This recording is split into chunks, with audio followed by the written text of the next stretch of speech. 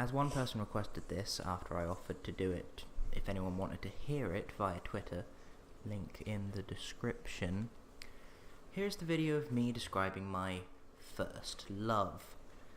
While this term isn't quite appropriate, it is the best one I have available. But overall, this is more like a video describing the last 7 years of my life. So welcome one, welcome all, to my high school experience. So, to start off, we will begin with year 7, the first year of high school. I, like everyone else, met a bunch of new people in a bigger environment with slightly different rules, and it was very much stressful, especially given some of the teachers and that my brother was in the same school as me for the first time ever. While I was fine, I had a crush carried on from middle school that I really liked, who was dating one of my best friends at the time. During year 7, she became single, and I made a bold move of giving her a Valentine's Day present at her house. She still has them, and they are dear to her, I've been told, but she rejected me. This didn't surprise me, as to be honest, she was now becoming the popular girl of the school, even though everyone, when I first started liking her, said her nose was akin to that of a pig, so, as indie hipster as this may sound, I liked her before it was cool. So she had the pick of the boys. She got through a few, one of which promised to shoot me with a hunting rifle for daring to like his girlfriend, but during this time I managed to get over her and found myself in year 8. It was this year that I properly started talking to the person who would later become my best friend, but at the time my best friend was a Chavesque boy whose girlfriend I'd developed deep feelings for. I never acted on these, though it was his fault that I developed them, but the fact that he refused to do the 6 or so mile walk to see her unless I went too, so I was constantly spending time around a really kind and honestly beautiful girl, who I think is now a model, and he didn't really treat her very well, but she never listened to me about it, likely because she thought that I was trying to get into her pants, which, admittedly, I was, and that may have clouded my judgment slightly, but I could still see clear enough to know that he wasn't good for her. Even so, this friend of mine was a very good friend to me at the time, usually is still, on the rare occasions that I actually see him, and so when I, towards the end of year 9, fell in love with his girlfriend's best friend, fought the very much uphill battle for me, not that it did much good. Now I will say, this girl is the first one that I can say I loved. Until then, I'd thought I'd loved my best friend's girlfriend and the girl that I'd had a crush on previously, but I didn't. Those feelings were strong. They were the strongest feelings I had at the time, so that's why I called them love. But the strongest feelings for a person that I felt are those for this person and towards my ex, at least in a romantic sense. These are the feelings I call love, with a capital L, which is very important to me. And will do until I feel something stronger, if that day somehow ever happens. Moreover, and this is something that I'm constantly told off for people, as I can't really get them to understand, is that these feelings haven't gone away. Even with all of the logic I've used, I'm aware that I still love both of these people that I have romantically loved. The same as I ever did, and I feel I always will. In my eyes, it isn't love if it isn't permanent. The only difference between the old flames and any new sparks is that I lock away the old to fester and kindle the new as best I can. So, on to what I guess you people would want to know. Having seen my ex, you probably like a description of her predecessor. Well, to start with, she was tall for our age, around the same height that I was at the time, though I would say ever so slightly shorter, though when I first met her, she was slightly taller than me. I'll get to that in a minute. Her hair was black-ish at the time, and her eyes were simply electrifying. They were technically blue, I would say, though occasionally they seemed grey, and putting it simply, her smile to this day is one of the few things that make me want to smile myself. She's changed a lot since then, but even so, she sometimes manages to pull off that same smile she did back then in her photos that I see, because we don't really talk all that often, but still friends on Facebook, and it makes me happy to see it. I won't describe her body as we were both under the legal age at the time, so it would be wrong to do so, but I would say that to my 13-year-old self, she was beautiful. Her fashion sense was partially punk, something that I've always been slightly invested into, thanks to my mother's influence on me, so I did love it. As I said, I fell for her at the end of year 8, or shortly after having met her, at the youth club my school held. My best friend and his girlfriend persuaded me to go to the youth club, even though I'd never been to one, and I've never been one for socialising, and she was there. The day I met her, she was wearing roller skates, hence why she was taller than me, and she almost knocked into me coming round a corner. Instantly I liked her, because she was smiling at the time, and as I said, it is a marvellous smile that I just simply can't describe. Though, I didn't really get to know her too well for a couple of weeks of youth club. By the time I was into year 9, though, I was not only infatuated with her, but I was dumbstruck by her too. I would have legitimately done almost anything for this girl. I let her pour lemonade over my head for the fun of it. I snorted sherbet to make her laugh when she was sad, then made the mistake of drinking fizzy drinks. Don't ever do that. And I even snuck her £2 to pay for something that she didn't think she could afford. Bear in mind that I was on £10 a week at this point and sucked at budgeting, so it was a lot for me when I worked a 6-day week.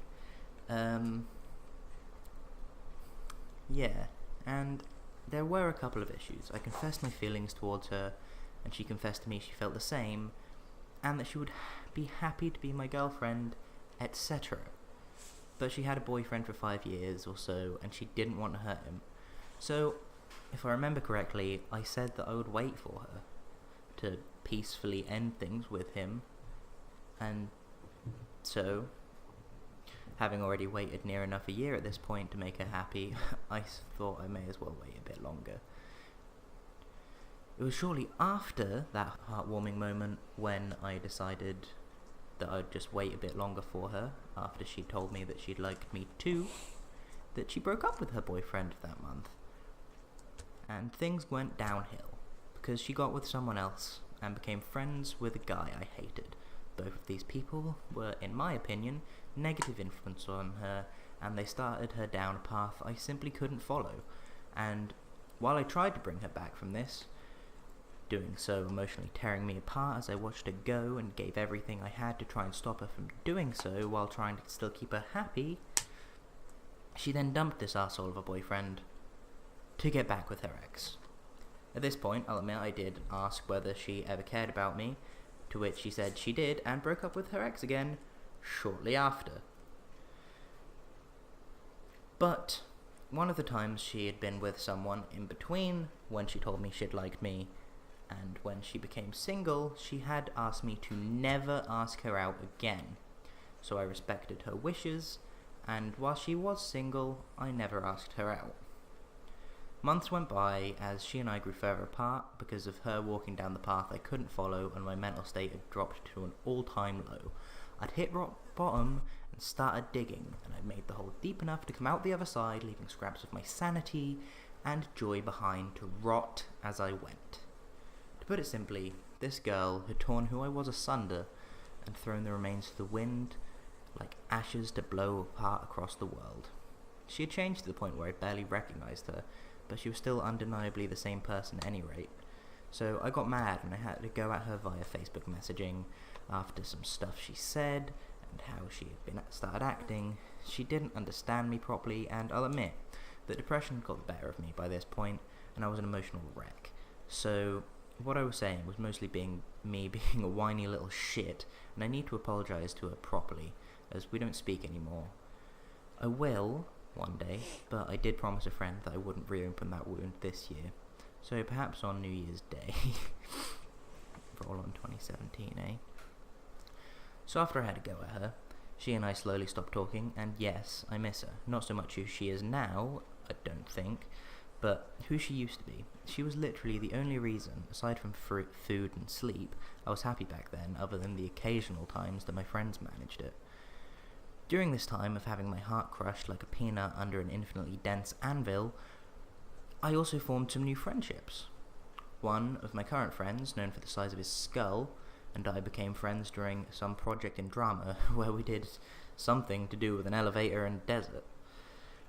After that, we became quite close, so I got to know his friends. We eventually formed a band at one point, though never recorded a song, though we did write one.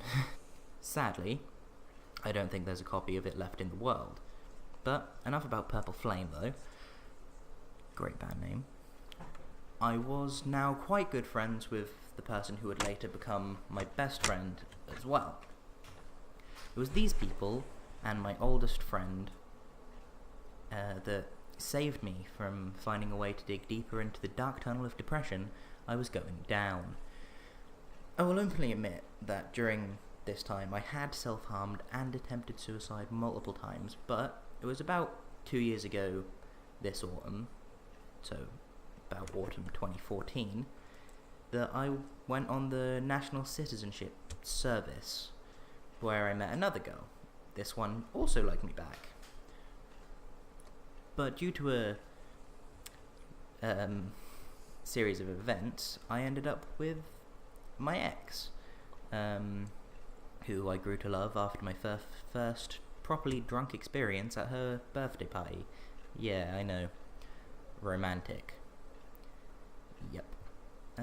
But it was this girl who, like me, not my ex, but the other girl, had some severe mental problems, though theirs were official via doctors, and I refused to go to see a doctor about mine.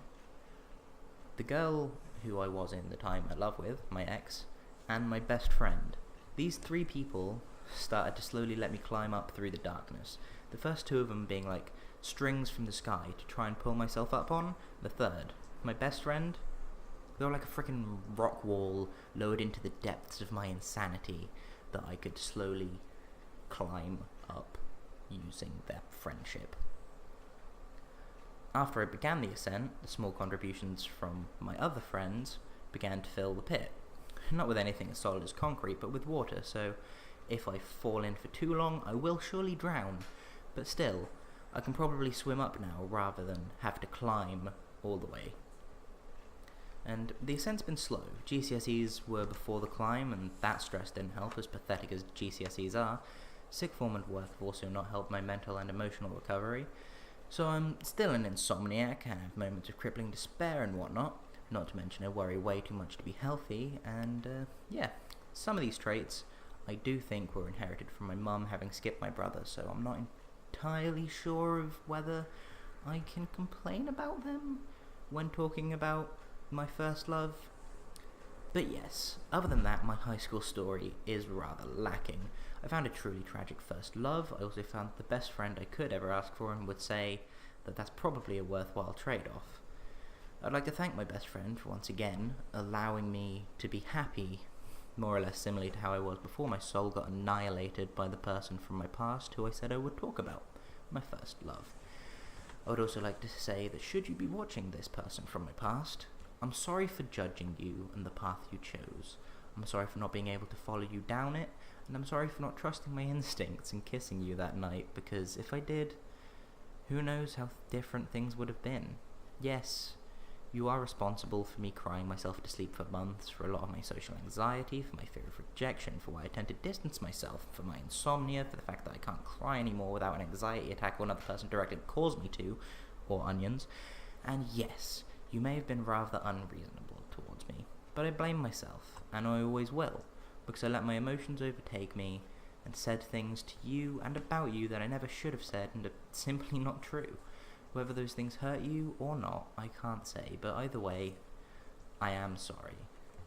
One of the single biggest regrets I have is the way things ended between us, topped almost exclusively by my cowardice, and inability to do what I should have done that winter's night outside of school around 8 p.m.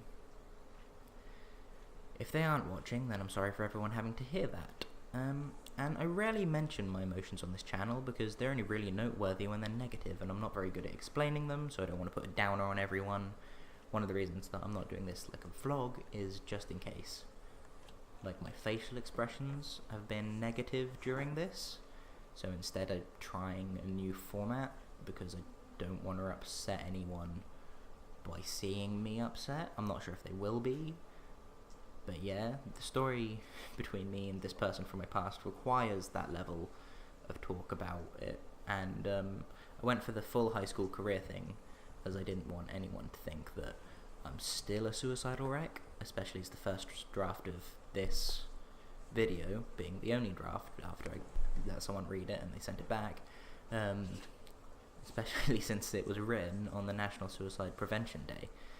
And I can give a deeper insight into my emotions if you'd like, but it would take some time to put it all together to the best of my ability, as in my head is still pretty fucked up. So let me know if you're interested. Though they do change and shift quite often, so it may have to be like a series thing, so whenever they change I'll make a new video. No, not whenever they change, I've never stopped making videos then, but like, I don't know, once every 3 months or so I could do an emotional update. And yeah, this video has been a bit of a bummer for me to do, so I think I'm going to go and play some games and or talk to my best friend via the internet or texts, as they'll be over 100 miles away at present, to help cheer me up. Though I do have another friend coming round, probably in like an hour or so, to play some Sega games. So now you know when this was recorded, if you watch my vlogs. Anyway, I'll catch you cats on the flip-flop. Peace and goodbye. As one person requested this after I offered to do